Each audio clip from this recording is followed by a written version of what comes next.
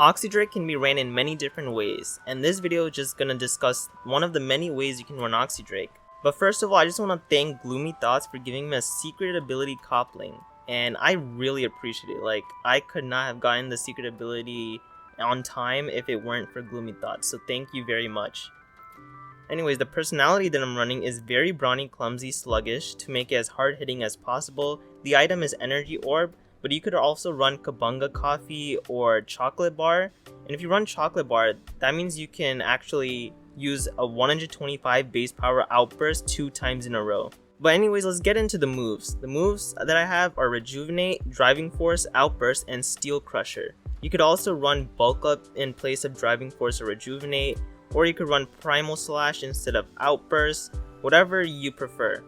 It could also run Bane of Haste in the mix, but that's for another video. The ability that I'm running is Combative, and the reason why I have Combative here is because with Combative, it can actually take care of Tyrecks and Searknight.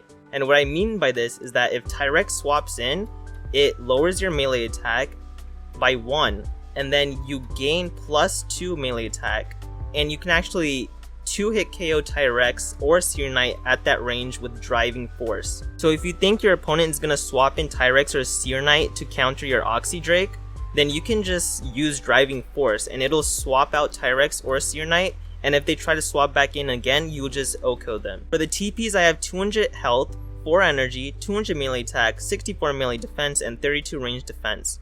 200 HP and 32 range defense lets you tank a +1 Smart Power Cuffs Energy Surge from Protagon. 200 melee attack is to let you be as hard hitting as possible. It also lets you deboast Borak. And 4 energy TPs lets you have 250 energy before waiting or resting in level 50 battles. 64 melee defense is leftovers.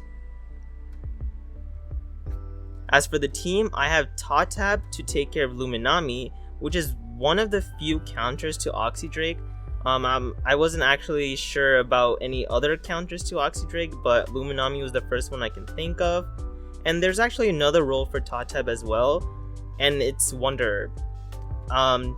Oxidrake really hates status, so Wonder Herb really helps it because it gets rid of things like burn, poison, or sleep.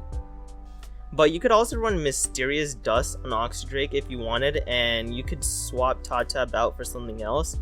I just didn't think it was worth it. I thought Energy Orb would be better because it lets you deal more damage with Outburst as much as possible, and it also reduces the energy cost of all of its other moves like Rejuvenate.